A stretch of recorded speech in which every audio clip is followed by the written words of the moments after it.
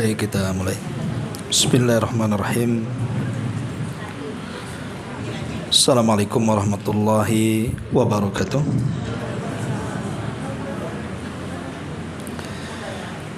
Alhamdulillah wassalatu wassalamu ala Rasulillah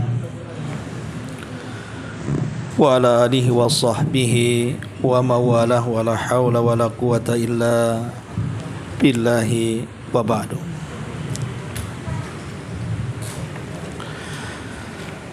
Baik, kita lanjutkan kajian kita, masih membahas tafsir dari Al-Baqarah, dan kita masuk pada ayat 222. A'udzubillahi minasyaitonirrajim. Bismillahirrahmanirrahim. Wa yas'alunaka 'anil mahid qul huwa adhan fa'tazilun nisaa fil mahid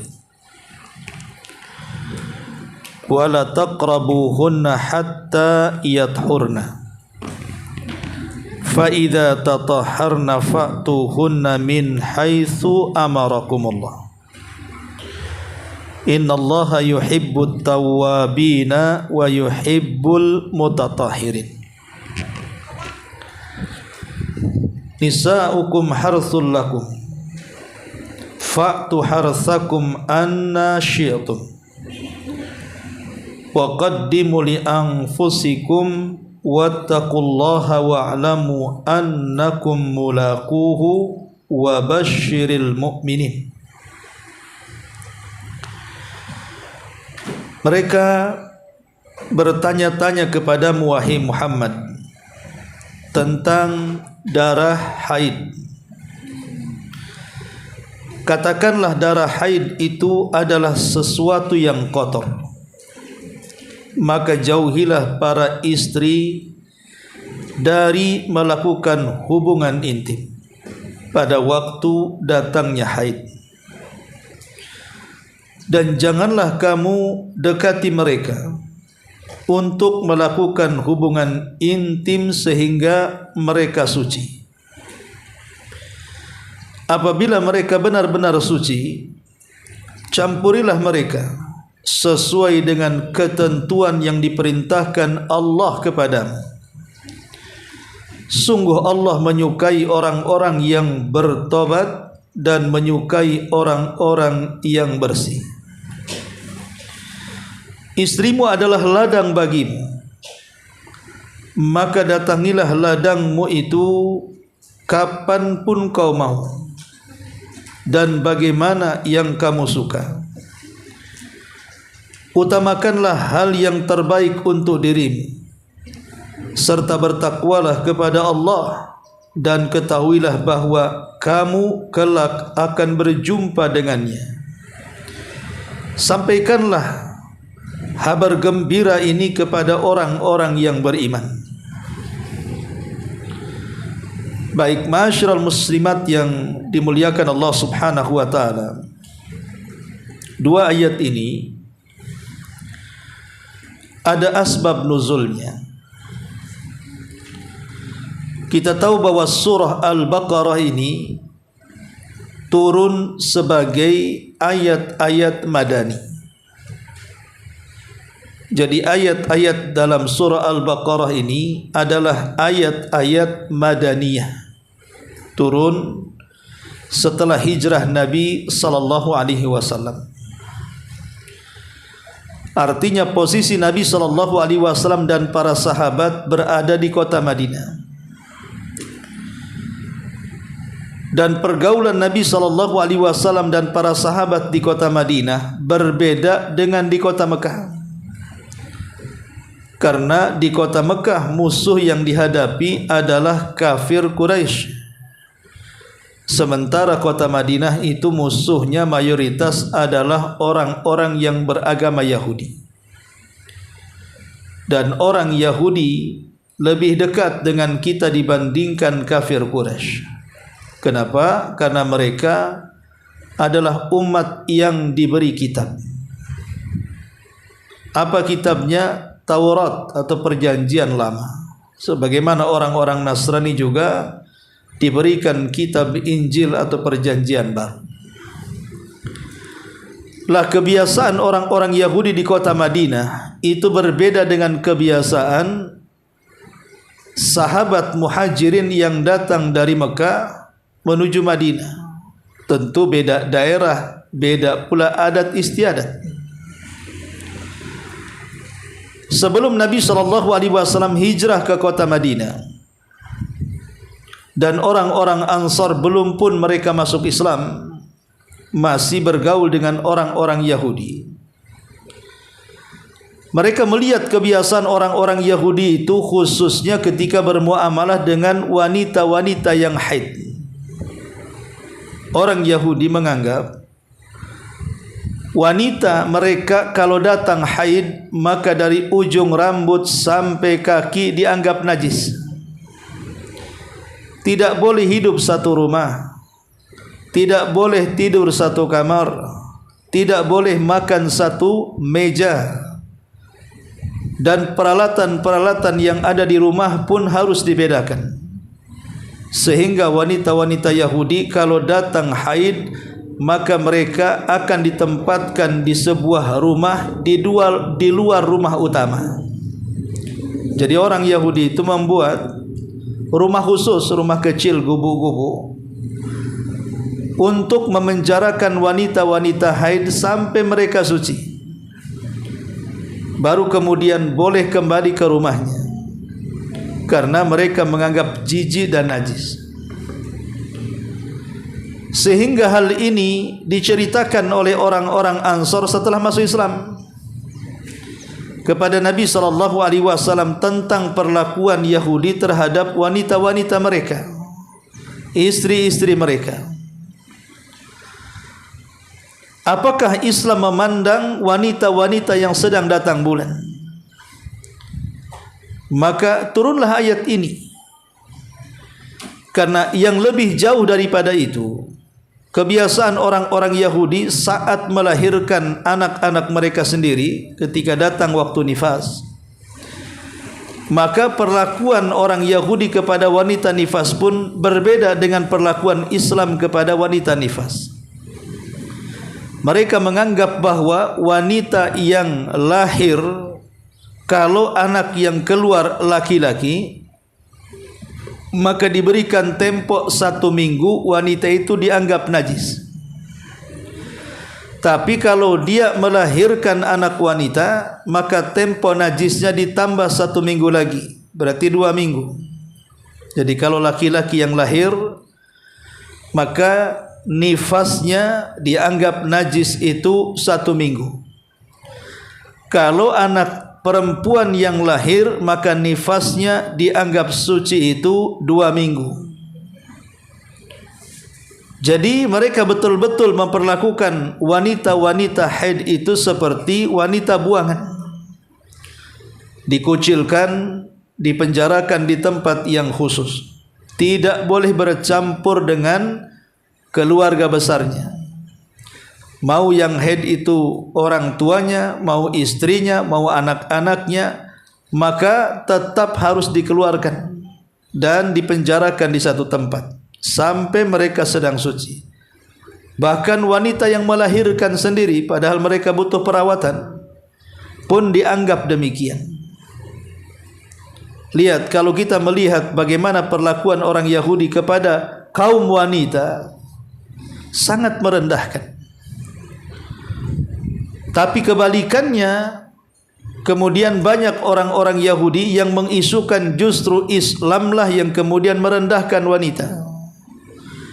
Padahal kalau kita melihat sejarah, merekalah yang merendahkan wanita. Sampai wanita haid saja dianggap najis. Bahkan wanita yang melahirkan saja dianggap najis. Bahkan dibeda-bedakan anak laki-laki dan perempuan yang lahir. Lah, dua hal inilah yang kemudian para sahabat bertanya kepada Nabi SAW tentang posisi wanita haid, wanita yang datang bulan ini, wanita yang mengeluarkan darah baik datang bulan atau saat nifas. Dari sinilah kemudian turun ayat surah Al-Baqarah 222 ini. Wa yas'alunaka 'anil mahil. Mereka bertanya-tanya kepada wahai Muhammad tentang wanita yang datang bulan, tentang wanita yang mengeluarkan darah haid. Sebenarnya darah haid ini apa? Maka Allah Subhanahu wa taala berikan jawaban di sini. Qul huwa adzan. Darah haid itu atau darah datang bulan itu adalah kotoran. Kotor karena dia najis, kotor karena dia memang kotoran yang sangat menyengat baunya dan juga menjijikkan. Makanya Allah Subhanahu wa taala mengatakan adzan, dia adalah kotoran. Fa'tazilun nisaa fil mahid. Makanya karena wanita yang datang bulan dia sedang mengeluarkan darah kotor, baik secara baunya memang kotor atau secara hukumnya memang najis, maka jauhilah oleh kalian para istri-istri pada waktu dia sedang haid. Maksudnya jauhi seperti ini bukan seperti orang Yahudi menjauhi wanita kemudian memenjarakan di tempat khusus sampai dia suci. Bukan itu maksudnya. Maksudnya adalah fa'tazilun nisaa fil mahid adalah seperti sabda Nabi sallallahu alaihi wasallam, lakukan segala sesuatu kepada para wanita haid kecuali berhubungan suami istri. Jadi Rasulullah SAW membatasi, maksudnya tinggalkan wanita-wanita yang sedang haid itu di sini artinya lakukan segala sesuatu kepada wanita-wanita kalian kecuali melakukan hubungan suami istri. Artinya yang disuruh meninggalkan itu melakukan intim suami istri. Adapun tidur satu kamar, makan satu meja, hidup satu rumah, bahkan bercumbu sekalipun tidak dilarang dalam Islam. Lihat bagaimana longgarnya hukum Islam dibandingkan ketatnya hukum Yahudi. Jadi Islam itu tidak sekolot Yahudi. Islam itu tidak sekejam Yahudi kepada para wanita. Nabi SAW bahkan mandi dengan Aisyah radhiyallahu anha satu bejana padahal dia sedang haid. Ya. Cuman Rasul meminta kepada Aisyah untuk menutup dengan sarung.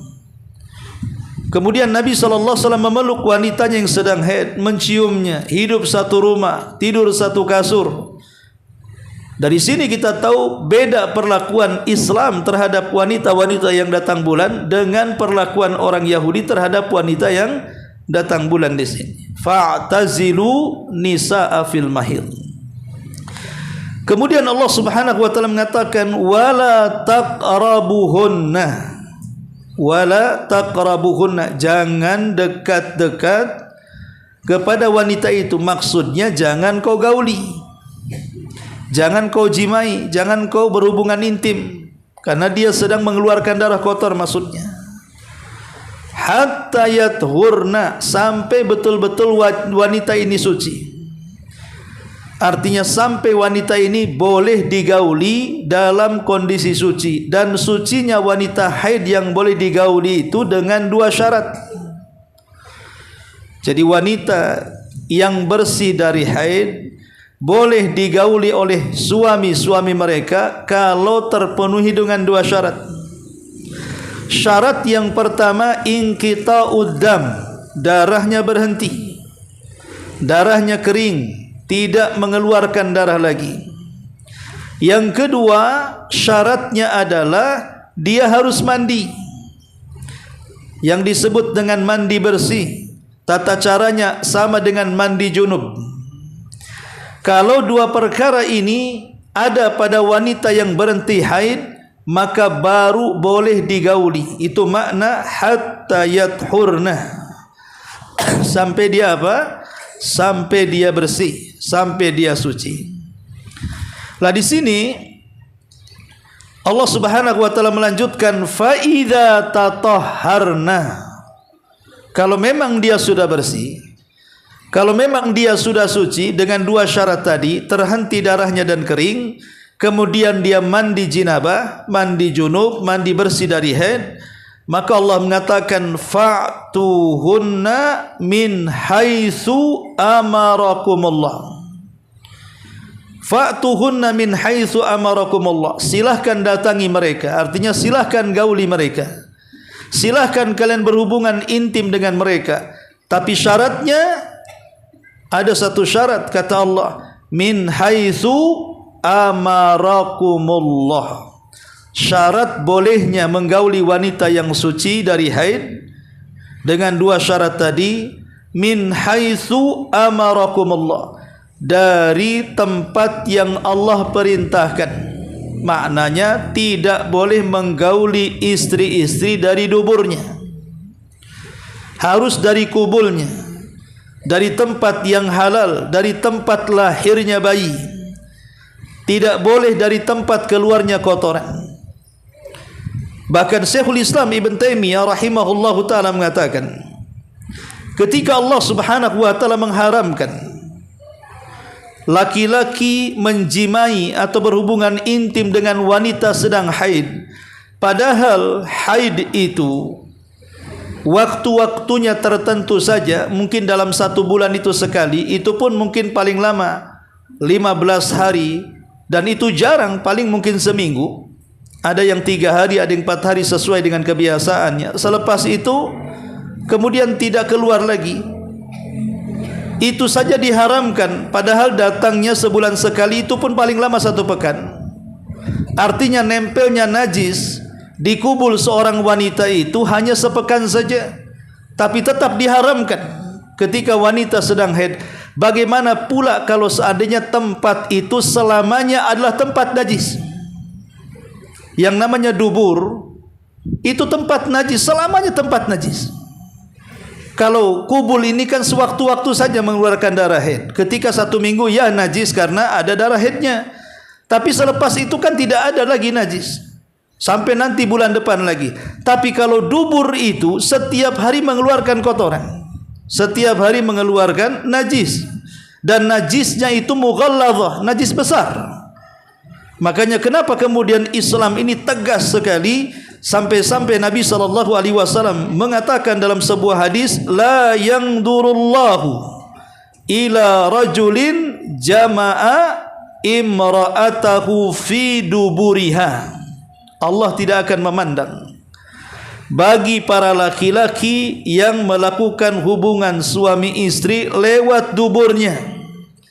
Bahkan dalam riwayat Nabi SAW sampai mengatakan, man ata imra'atahu fi duburiha faqad bari'a mimma anzalallahu ala Muhammadin sallallahu alaihi wasallam. Barang siapa yang mendatangi wanitanya dari duburnya atau istrinya dari duburnya, maka dia telah berlepas diri dari apa yang Allah turunkan kepada nabinya. Artinya bisa kufur. Seorang suami yang menggauli istrinya dari dubur bisa kufur, apalagi dia tahu hukumnya dan memaksanya. Karena tadi kata Syekhul Islam Ibn Taimiyah, kalau di tempat yang sewaktu-waktu mengeluarkan najis saja diharamkan, saat keluar darah haid padahal hanya 1 pekan, itu diharamkan saat keluar, macam mana dengan lubang yang setiap hari mengeluarkan kotoran, setiap hari mengeluarkan najis? Tentu haramnya lebih parah dibandingkan menggauli wanita haid. Makanya kenapa sampai kemudian Nabi SAW sangat melaknat orang-orang yang mencampuri istrinya dari duburnya. Makanya dahulu kata Imam Al-Qurtubi rahimahullahu ta'ala, di zaman Nabi Lut, awal permulaan terjadinya homoseksual, laki-laki suka laki-laki, itu karena berawal para suami istri di zaman Lut itu mereka melakukan hubungan dari duburnya. Mukaddimahnya dari situ.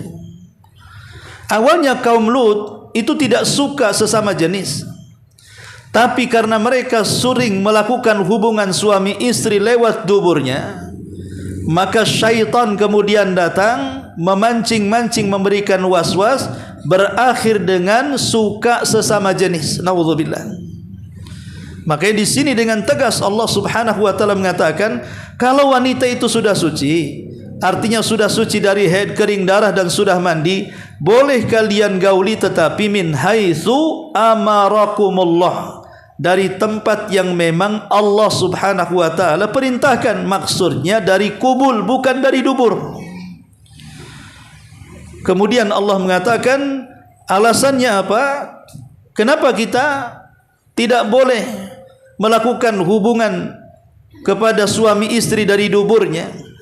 Innallaha yuhibbut tawwabin wa yuhibbul mutatahhirin. Karena Allah suka dengan orang yang taubat dan Allah suka dengan orang yang bersih. Menggauli istri dari belakang itu tidak bersih. Maksudnya dari dubur, bukan posisi. Kalau posisi dari mana saja terserah. Tapi yang jelas tidak boleh dari dubur. Karena bagaimanapun itu tempat kotoran, tempat najis, Allah tidak suka. Dan Allah suka yang bersih-bersih. Bagaimana Islam itu lihat menjaga kebersihan? Karena bagaimanapun orang yang menggauli istri secara dari tempat duburnya akan banyak mengakibatkan berbagai macam penyakit dan penyimpangan. Jadi baik penyakit fisik ataupun penyakit psikologi, itu kena semuanya itu. Kalau orang yang menggauli dari duburnya itu dua-duanya kena penyakit. Otaknya kena penyakit, badannya pun kena penyakit. Dan Allah tidak suka kecuali orang yang bersih. Dan orang yang bertobat kepada Allah Subhanahu wa taala. Karena itu adalah penyimpangan yang pertama kali dilakukan oleh kaum Lut, dan Allah sudah membinasakan mereka karena penyimpangan itu. Ma'asyiral muslimin, muslimat yang dimuliakan Allah Subhanahu wa taala. Makanya di sini Allah katakan innallaha yuhibbut tawwabin. Allah itu suka yang bertobat. Kalau memang dulu pernah melakukannya, maka tinggal bertobat. Kalau memang dulu pernah melakukannya, hubungan suami istri dari duburnya, maka Allah suka dengan yang tobat. Bisa bertobat, jangan diulang. Karena bagaimanapun itu salah satu muqaddimah masuknya homoseksual di situ.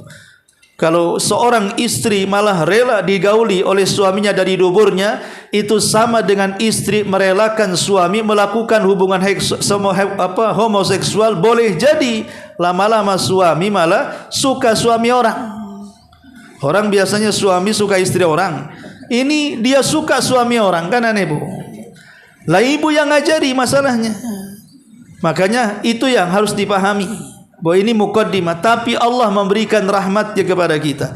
Kalau memang sudah berlaku dan sudah dilakukan, bahkan sudah dikerjakan, bahkan mungkin boleh jadi sudah bertahun-tahun, maka bertobatlah. Allah suka dengan orang-orang yang bertobat.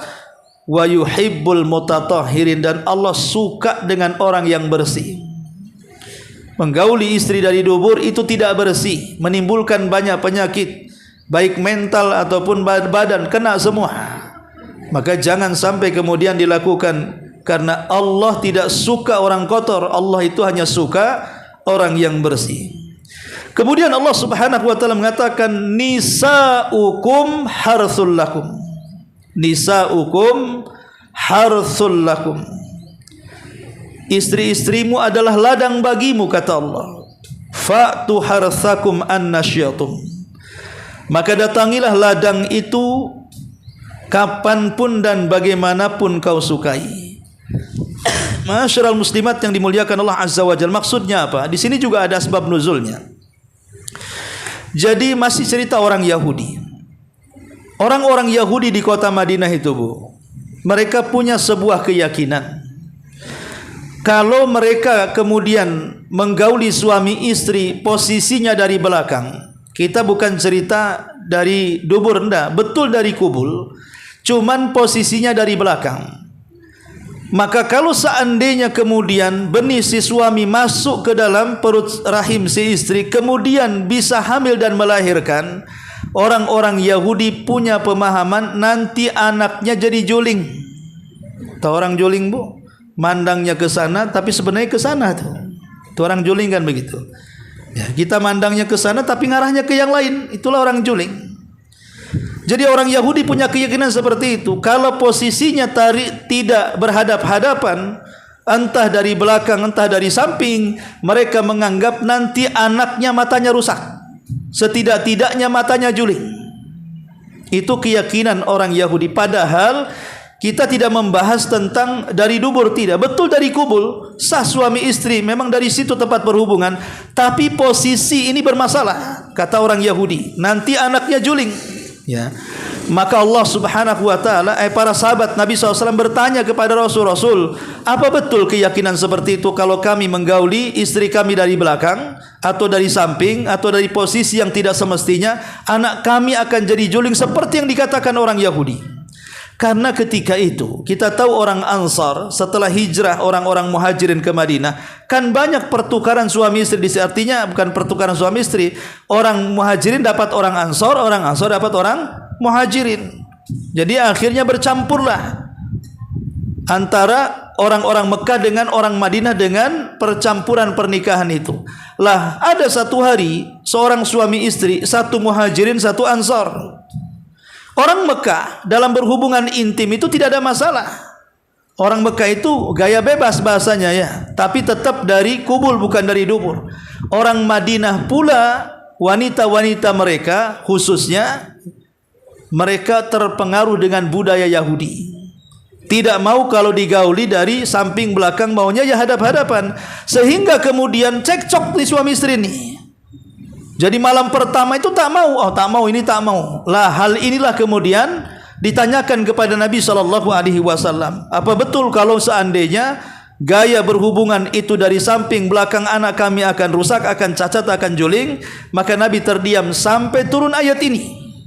Maka turunlah ayat ini menjelaskan nisa'ukum harthul lakum fa'tu harthakum annasyitum. Istri-istri kalian itu adalah ladang bagi kamu. Namanya ladang, Bu. Ibu punya sawah, punya ladang. Ibu mau cocok tanam di mana saja kan terserah ibu yang punya ladang. Mau ditanam di pinggir sawah ya nggak apa-apa. Mau di tengah dulu ya ada masalah. Mau di samping kiri, kanan, tengah, bawah, nggak ada masalah. Itu ladang-ladang kita. Siapa yang ganggu kita nanam di situ? Yang penting jangan di ladang orang saja. Itu ladang kita sendiri, maksudnya gitu. Nisa'akum harthul lakum. Wanita kalian itu ladang bagi kalian. Kemudian Allah mengatakan fa'tu harthakum annasyitum. Silahkan datangi ladang-ladang kalian, tanami ladang kalian.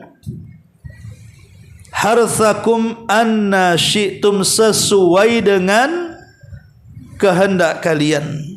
Ada dua penafsiran maksudnya kalimat annasyitum. Maksudnya fa'tu harthakum annasyitum, maksudnya adalah bicara tentang waktu. Bicara tentang waktu. Jadi kalau engkau sudah sah bersuami istri, silahkan gauli istrimu mau jam berapa saja, mau waktu apa saja. Mau pagi boleh, siang boleh, malam juga boleh, malam, tengah malam, mau dekat-dekat subuh, nggak ada masalah. Jadi silahkan kapanpun, maksudnya begitu. Ini bicara soal waktu. Tidak ada aib seorang suami menggauli istri di waktu kapanpun.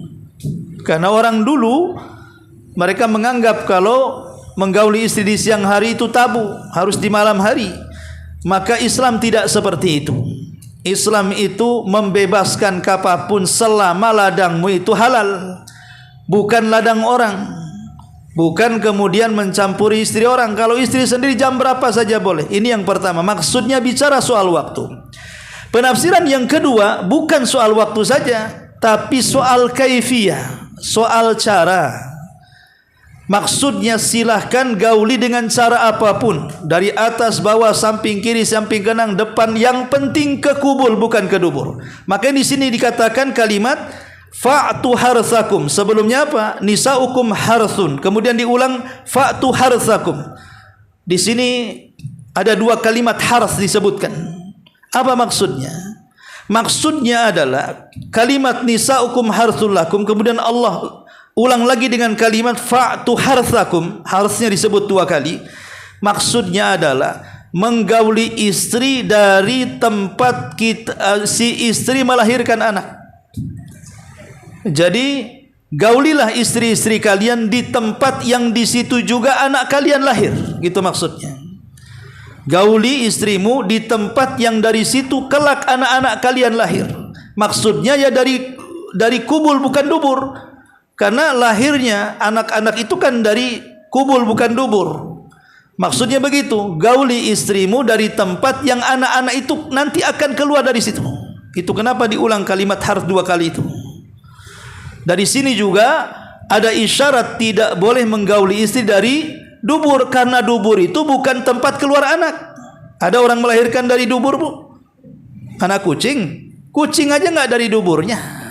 Artinya bahwa semua, bahkan manusia, bahkan binatang juga, semua lahir dari kubul, tidak ada yang lahir dari dubur. Berarti dari sini kita tahu bahwa orang yang menggauli istri dari dubur menyalahi fitrah, menyalahi akal, menyalahi kesehatan, dan begitu seterusnya. Kemudian setelah itu Allah Subhanahu wa taala mengatakan faqaddimu wa qaddimu li anfusikum. Wa qaddimu li anfusikum. Maka utamakanlah hal yang baik untuk dirimu. Maksudnya apa? Qaddimu ta'ata li anfusikum.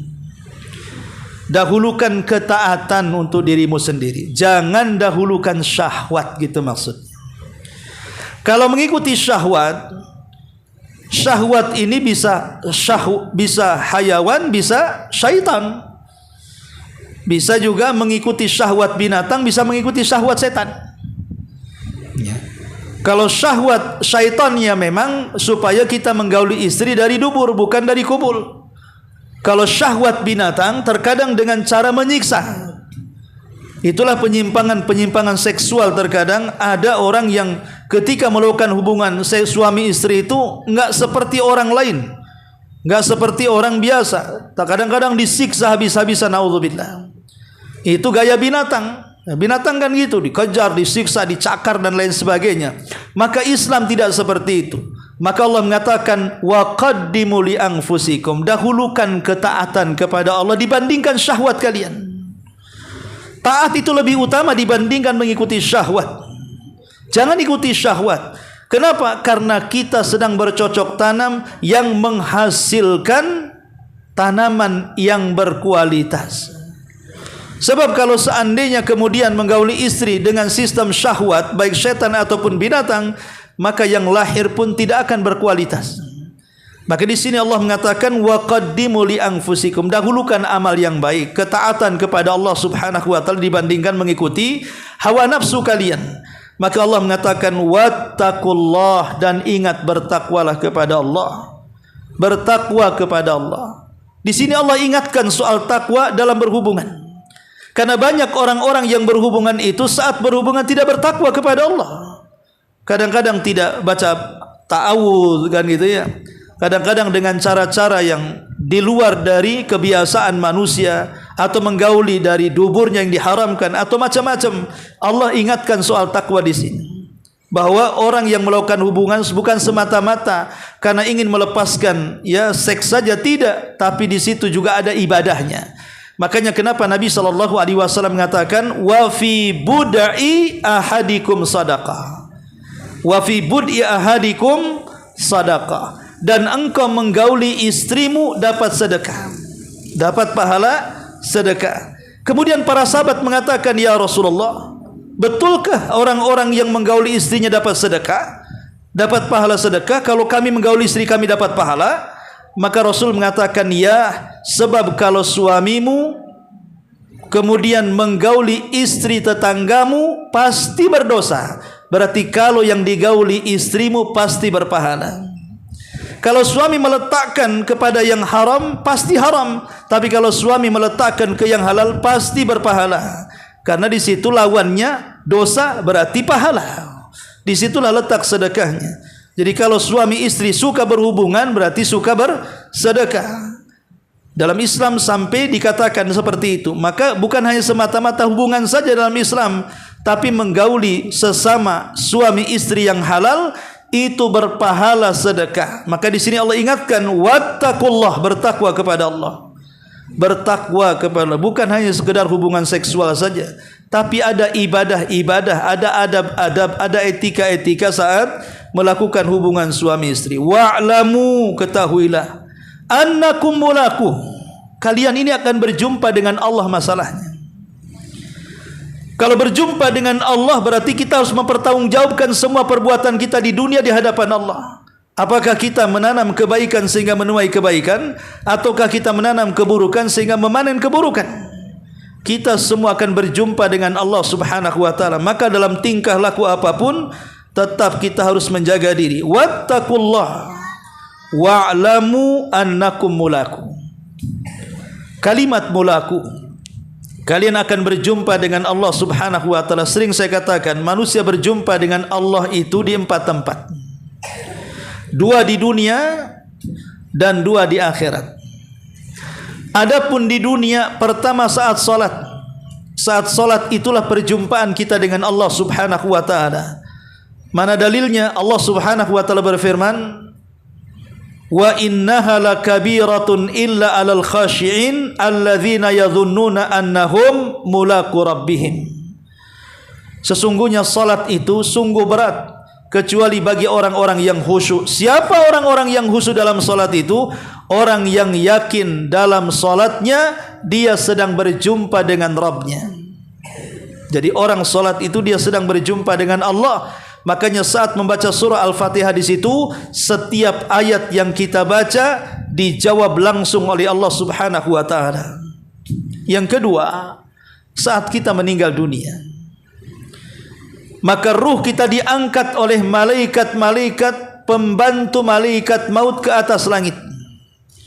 Kalau ruh itu orang yang beriman, maka dia akan menembus setiap lapisan langit, dari lapisan langit pertama sampai ke-7, kemudian diperjumpakan dengan Allah. Dan Allah katakan, hantar ruhnya kembali ke jasadnya, tapi catatannya letakkan di tempat yang paling tinggi. Inilah perjumpaan orang yang beriman kedua dengan Allah saat kematian. Yang kedua, perjumpaan di akhirat.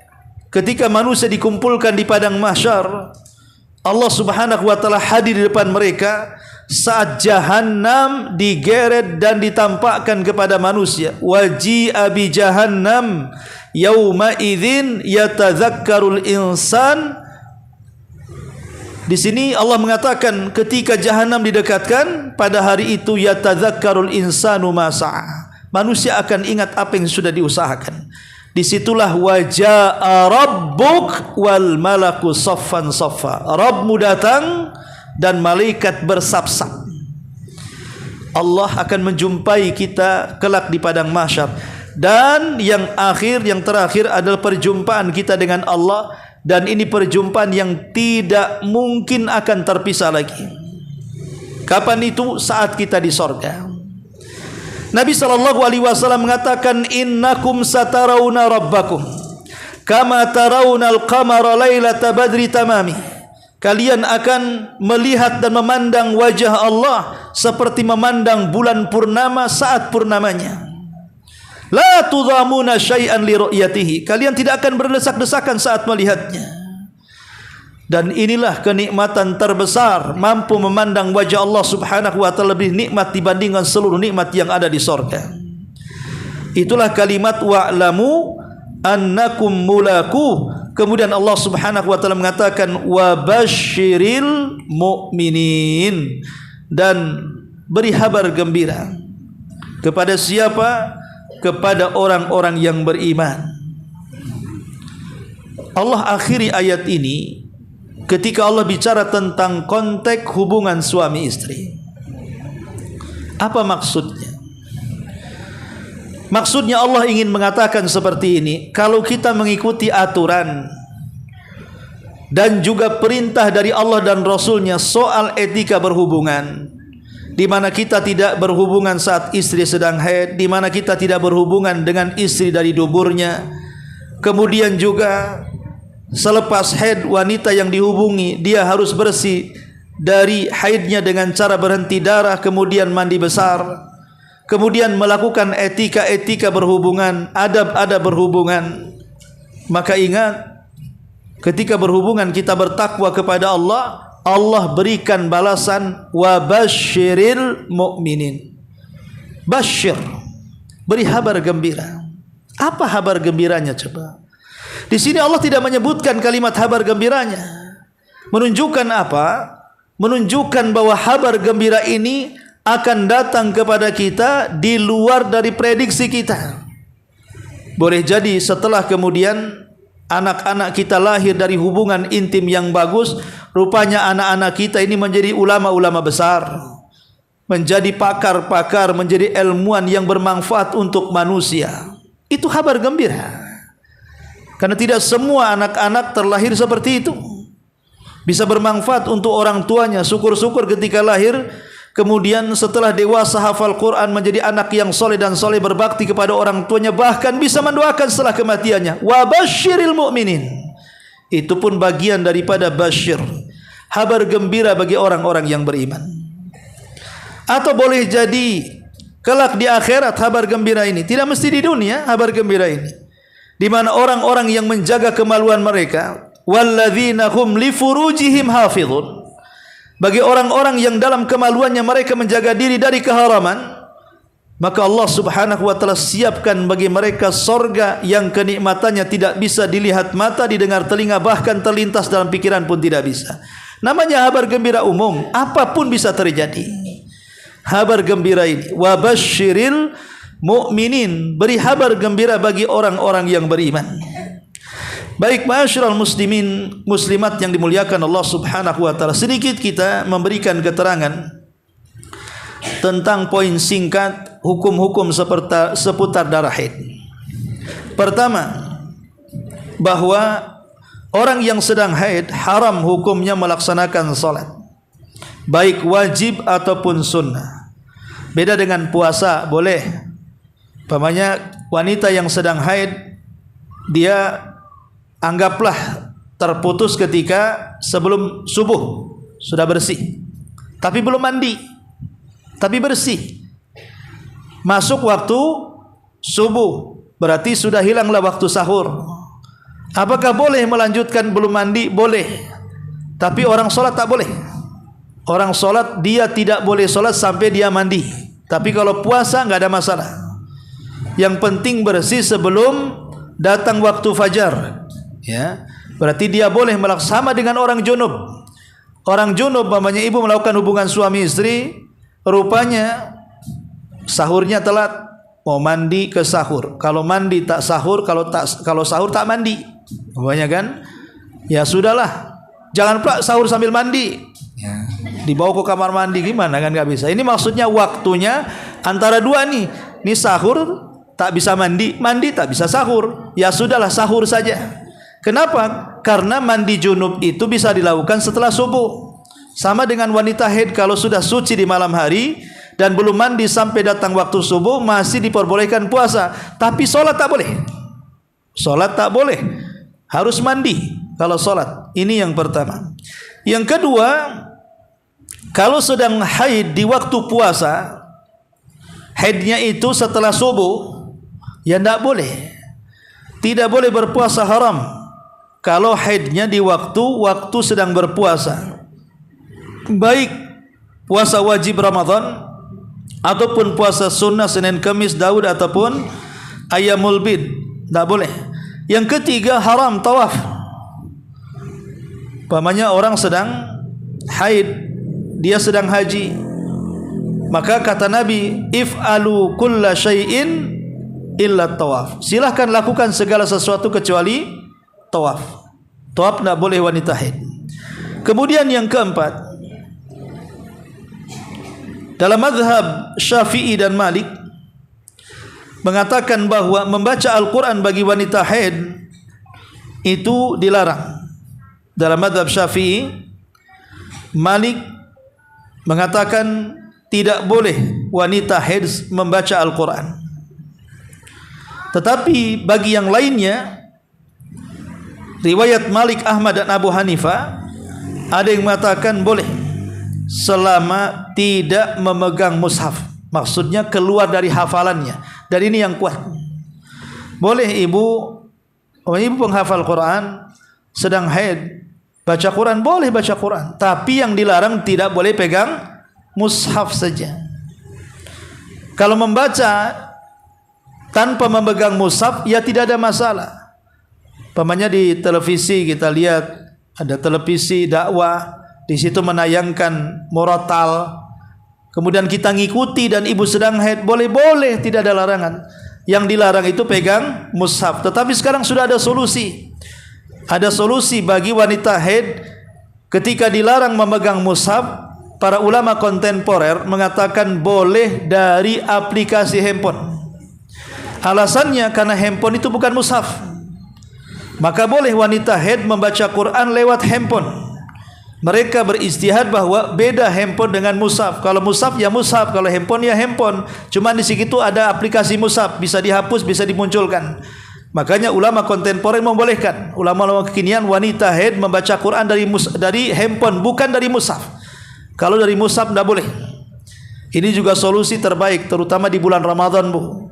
Di bulan Ramadan, wanita-wanita pasti, Bu, satu bulan Ramadan itu mesti datang. Bulan entah awal, entah tengah, entah akhir, mestilah. Sementara di bulan Ramadan itu bulan Quran, ibu ingin baca Quran, sementara tak punya hafalan pula, ya sudah, ibu bisa pakai aplikasi handphone. Itu dibolehkan, wallahu a'lam, dan ini ijtihad para ulama mutaakhirin. Baik, kemudian juga tidak boleh wanita haid, ada khilaf tentang al-lubthu fil masjid, tinggal dalam masjid. Duduk di masjid, ini memang ada perselisihan, ada yang mengatakan boleh, ada yang mengatakan tidak boleh. Termasuk juga haram wanita haid digauli di dalam farjinya secara ijma', dan sudah saya jelaskan tadi di awal.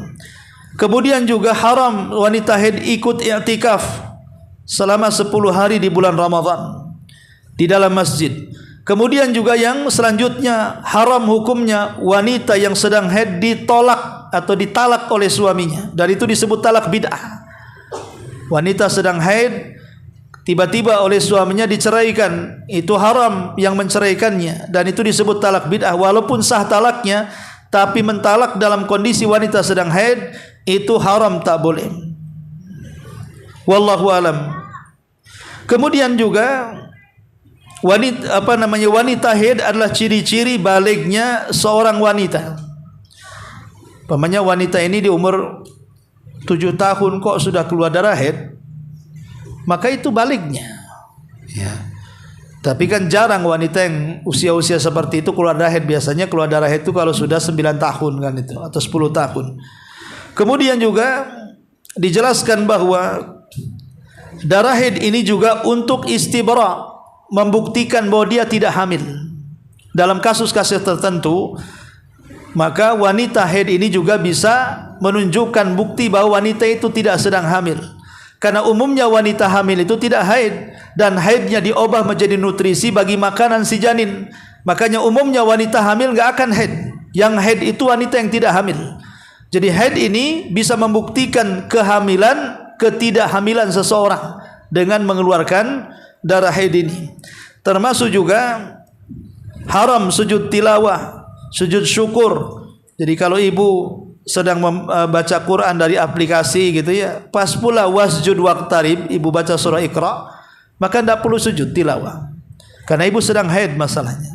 Ada juga yang berpendapat seperti itu, ya.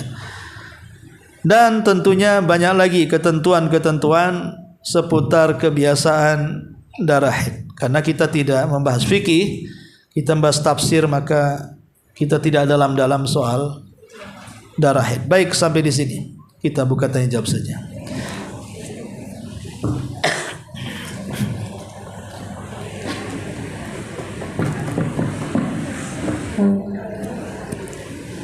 Bismillah, jazakallahu khairan atas paparan ilmu yang diberikan. Mudah-mudahan kami yang hadir di sini bisa mendapat mengambil faedah dan kesimpulan untuk kita amalkan dalam kehidupan kita sehari-hari dan kita ajarkan kepada keluarga kita di rumah. Ini ada beberapa pertanyaan yang sudah masuk, Ustaz. Pertanyaan yang pertama,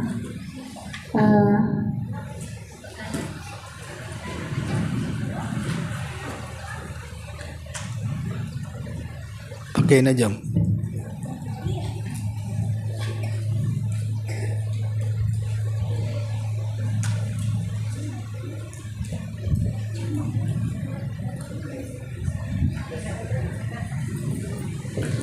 pertanyaannya Ustaz, Apakah benar perkataan jika suami istri berhubungan dan suaminya tidak membaca doa ketika berhubungan, kelak anaknya akan menjadi anak yang nakal dan sulit untuk diajar? Iya, alhamdulillah. Di antara adab yang disyariatkan dalam Islam saat berhubungan suami istri adalah doa yang diajarkan Nabi sallallahu alaihi wasallam, Allahumma jannibna syaitan wa jannibna ma razaqtana. Ya Allah, jauhkan kami dari syaitan dan jauhkan setan dari apa yang akan kau rizkikan kepada kami. Wa jannibis syaitan ala ma razaqtana, dan jauhi setan dari apa yang akan kau berikan rizki, maksudnya kau berikan anak kepada kami.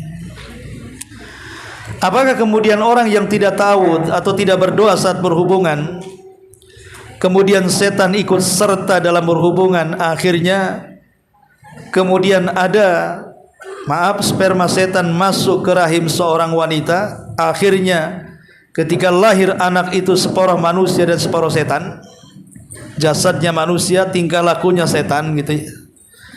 Maka ini dibantah para ulama, gennya jin dengan manusia itu beda. Kalau ada hubungan jin dengan manusia, tidak akan jadi manusia. Kenapa? Itu sudah beda, gennya sudah beda, spermanya pun sudah beda, tidak sama, tidak akan jadi ya. Cuman maksudnya setan akan ikut serta dalam hubungan suami istri itu, maksudnya tidak secara langsung, tapi setan itu menyaksikan. Sama dengan kalau ibu masuk kamar mandi, kemudian membuka aurat, kemudian tidak baca doa, maka setan akan melihat aurat kita. Lah sama juga saat kita berhubungan, kalau tidak berdoa, maka setan akan melihat aurat kita. Sehingga apakah kemudian benar orang-orang yang tidak melakukan seperti itu anaknya akan jadi nakal dan begitu seterusnya? Ya, bisa tidak. Karena yang menolong anak kita itu menjadi anak yang soleh dan soleha bukan masalah ini saja, tapi ini proses perjalanan yang panjang, mulai dari pencarian jodoh, di mana Rasul mengatakan fadfar bidzatid din taribat yadaka, ambil yang bagus agamanya, nanti kau selamat, keturunanmu juga selamat. Jadi dimulai dari pencarian jodoh sebenarnya, sampai kemudian malam pernikahan juga sama. Doa itu juga pengaruh. Kemudian pendidikan pasca melahirkan itu juga pengaruh. Jadi ini terkait semuanya. Kalau bukan hanya alasannya itu saja, ya tidak bisa dijadikan alasan. Walaupun itu salah satu sebab, tapi bukan penyebab utama anak itu menjadi nakal dan menjadi kurang ajar. Sebab kalau seandainya, anggaplah logikanya, kita melakukan hubungan baca doa, setiap berhubungan baca doa, tapi setelah anak itu lahir nggak pernah dididik, suka-suka dia bergaul, suka-suka dia main, apakah ujuk-ujuk jadi anak soleh? Enggak juga kan gitu ya. Jadi itu keterkaitan satu dengan yang lainnya. Dan kalau seandainya pun banyak kok kenyataannya, mungkin dulu orang tuanya orang awam, jangan lagi cerita doa, orang awam paham apa tentang doa. Tapi setelah kemudian anak-anaknya diserahkan ke tempat-tempat pendidikan sunnah, rupanya anak-anak itu jadi baik, jadi soleh dan soleha. Jadi itu tidak mesti melazimkan bahwa kalau tidak baca doa anaknya jadi nakal, enggak juga. Itu hanya satu sebab, ya mungkin salah satu sebabnya juga itu, tapi bukan berarti sebabnya harus itu. Ya, bisa saja faktor-faktor yang lainnya. Wallahu a'lam. Kalau pertanyaan berikutnya Ustaz, menyambung dari pertanyaan yang disampaikan tadi, ini pertanyaan beliau yang pertama dan pertanyaan beliau yang kedua, apakah doa ketika berjima itu dibaca suami saya atau suami istri Ustaz? Dua-duanya. Jadi dua-duanya membaca, suami dan juga istri, karena memang hadisnya pun umum, tidak ditunjukkan kepada suami. Hadis tentang anjuran berdoa saat melakukan jima ini ditunjukkan kepada umum, mencakup suami dan istri. Jadi dua-duanya juga berdoa kepada Allah Subhanahu wa taala. Wallahu a'lam. Pertanyaan berikutnya Ustaz, apa hukumnya jika suami menggauli istri yang belum mandi haid karena saat itu dari masa perjalanan, dan apakah dosanya sama seperti suami menggauli istri ketika dia sedang haid juga? Maksudnya istrinya sudah suci tapi belum sempat mandi, sudah digauli oleh suaminya, apakah dosanya sama ketika suami menggauli istri yang sedang haid, dan ketika membayar kafarahnya apakah kafarahnya suami saja atau suami istri yang harus membayar kafarah? Sebenarnya masalah alhamdulillah kalimat fa'tuhunna hatta yathurna sampai boleh kita menggauli wanita haid sampai dia suci, hatta yathurna. Di sini jadi khilaf para ulama sebenarnya. Saya hanya mengambil pendapat yang kuat saja. Karena ada sebagian, kalau tidak salah madhab zahiri yang dikepalai al-Imam Ibn Hazm, sebelumnya Daud al-Zahiri, berpendapat bahwa wanita haid itu boleh digauli selama darahnya kering. Selama darahnya berhenti dan kering, dan artinya ya yang penting dibersihkan, itu sudah boleh digauli. Karena dia sudah suci, maksudnya suci di sini keringnya darah. Tapi saya kan menjelaskan seperti ini, saya mengambil pendapat jumhur mayoritas ulama bahwa sucinya wanita haid boleh digauli itu bukan hanya sekedar kering, tapi juga mandi, karena Allah suka yang bersih. Tetapi kalau seandainya ingin mengambil pendapat Imam Ibn Hazm sekalipun bahwa dianggap suci itu kalau sudah kering dan belum mandi, ya tidak ada masalah.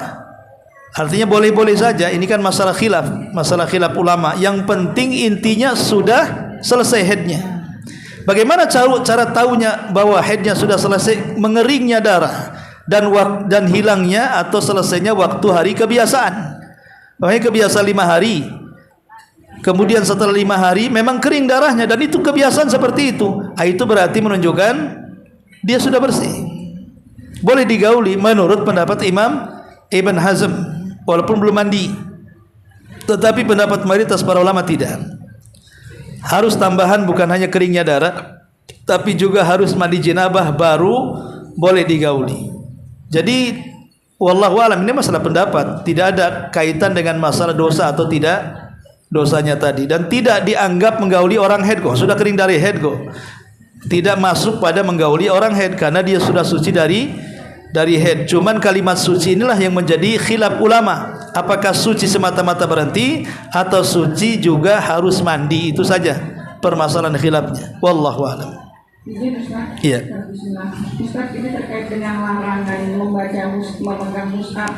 Kalau mushafnya bercampur dengan terjemahan dalam bahasa Indonesia, gimana Ustaz? Iya, walaupun bercampur dengan terjemahan bahasa Indonesia, bahasa lain yang jelas itu disebut mushaf juga.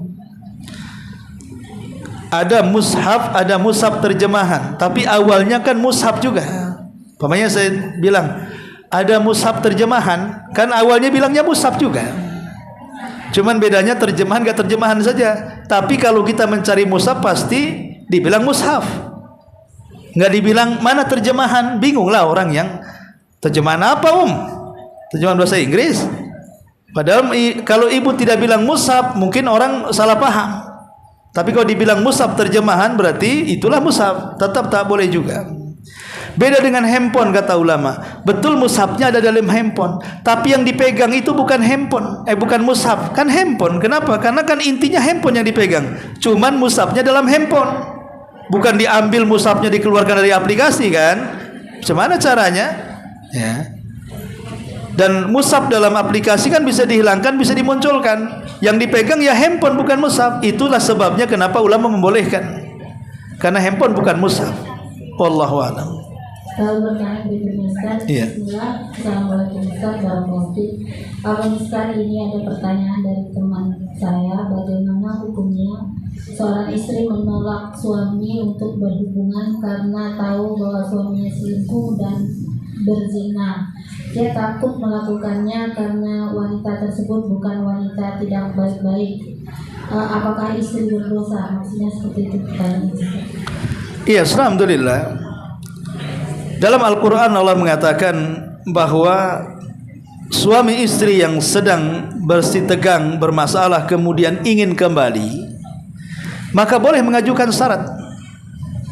Walaupun wanita yang digauli, semua selingkuh itu, wanita itu yang namanya mau diselingkahi pasti tidak baik-baik. Siapapun, walaupun mungkin dia bukan seorang pelacur, ya mungkin orang baik, tapi ketika dia selingkuh sudah tidak baik namanya. Lah kalau seandainya terjadi perselisihan, jangankan masalah selingkuh suaminya, anggaplah suaminya mukul dan begitu seterusnya, akhirnya ingin kembali kepada istrinya, istri ngasih syarat. Salah satu ngasih syaratnya, baik saya akan kembali, tapi setahun kau jangan berhubungan dengan aku. Boleh-boleh. Kenapa? Contoh di zaman Nabi SAW pernah hendak menceraikan Saudah, karena Saudah itu kan sudah tua, sudah menopause. Ya, artinya kan wanita kalau semakin tua, maaf ibu ya, itu biasanya melayani suami itu akan kurang. Gairahnya itu akan kurang, terutama wanita-wanita yang sudah menopause. Ya mungkin perhatian yang lain bisalah masak dan lain sebagainya, tapi khusus berhubungan biasanya akan kurang. Mungkin bisa ya seminggu sekali atau sebulan sekali. Intinya akan nanti kesananya bukan tujuannya hidupnya kalau sudah tua itu bukan ke situ, tapi mungkin ke teman hidup tujuannya itu. Artinya bahwa di sini ingin saya katakan, intinya Rasul hendak menceraikan Saudah, karena Saudah sudah menopause, sudah tua gitu ya. Tapi Saudah meminta kepada Rasul untuk tidak menceraikannya, agar dia menjadi tetap istri Rasul sampai ke sorga. Maka akhirnya Saudah, agar suaminya tidak menceraikannya, dia pun memberikan giliran malamnya kepada Aisyah. Enggak apa-apa kau tidak gauli aku, tidak datang malam giliranku, datang aja kepada wanita yang kau cintai Aisyah. Maka yang penting saya tetap jadi istrimu, saya rela. Inilah namanya perdamaian bersyarat, Bu. Dalam suami istri, dalam pernikahan itu ada namanya perdamaian bersyarat. Contoh, saya bertengkar dengan istri, istrinya keluyuran ke sana kemari, akhirnya saya mau ceraikan, nggak mau saya punya istri kayak kamu. Bahkan baru saja saya adalah yang curhat, orang luar Batam, baru menikah setahun, jadi uji oleh Allah Subhanahu wa taala, istrinya lebih garang dibandingkan suaminya, Bu. Dia bilang malam pertama saja, karena suaminya duda, istrinya juga janda, pacaran kemudian nikah. Cerita malam pertama, istrinya tidak mau satu kamar, disuruhnya suami tidur di dapur.